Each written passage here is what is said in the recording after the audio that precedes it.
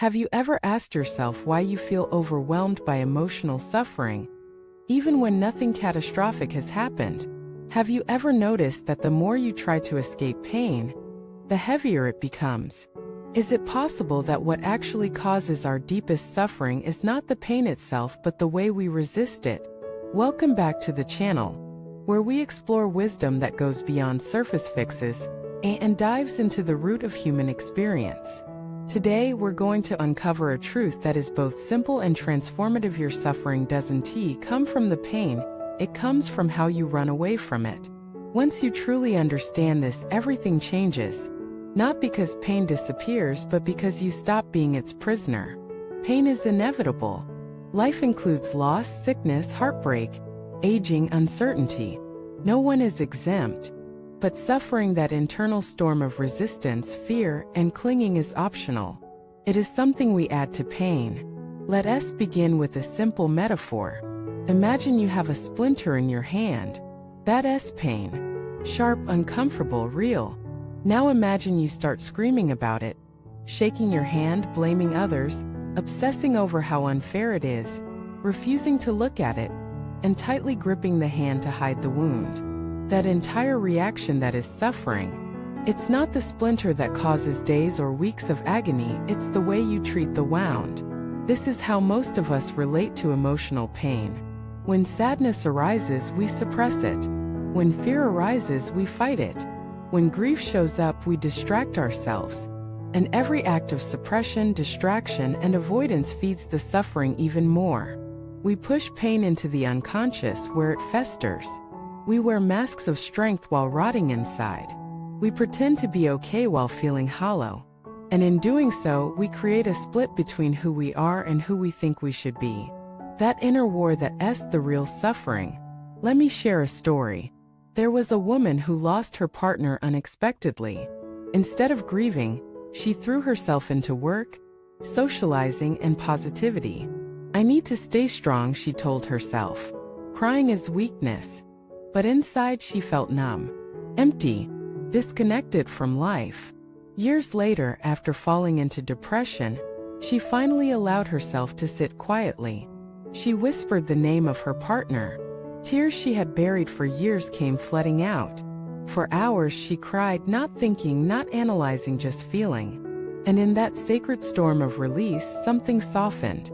The grief didn't disappear, but the suffering did. She said afterward, I realized the pain wasn't the problem.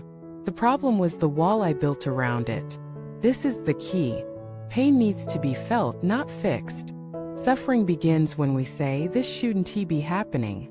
We add stories, I'm broken. I'm not enough. This always happens to me. Life is unfair. But pain by itself is just a sensation, just energy moving through. What turns it into trauma is the belief that it defines us. Let us talk about avoidance.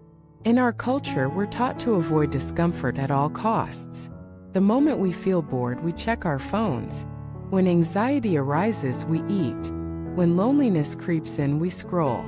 We are masters of distraction. But every time we avoid discomfort, we strengthen it. We train our brains to fear stillness. We tell our hearts that they cannot be trusted. And so the next time discomfort arises, it comes back bigger, louder, more demanding. The very act of avoidance becomes a form of imprisonment. What's the alternative? Presence. What if, instead of escaping pain, you simply allowed it? What if, instead of saying I shouldn't feel this, you said it's okay. I'm here. Let us feel this together. You would discover something miraculous. That pain, when fully felt, transforms. It becomes softness. It becomes wisdom. It becomes intimacy with life. This is what the Buddha discovered.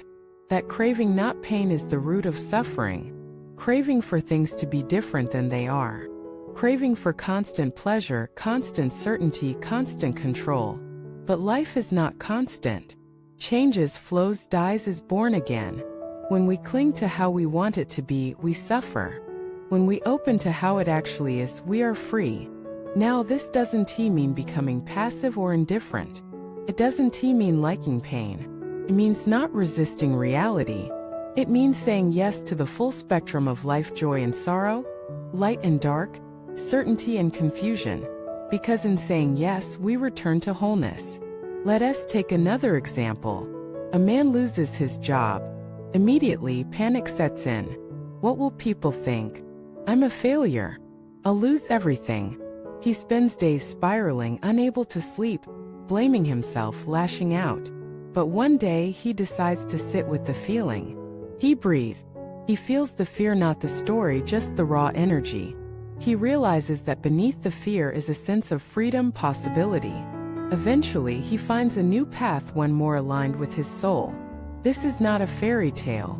This is how transformation works. When you face pain directly, its grip loosens. When you resist it, you feed it. So the next time you feel emotional pain, try this. Stop. Breathe. Name what you're feeling: sadness, anger, fear, without judgment. Feel it in your body. Where is it? How big?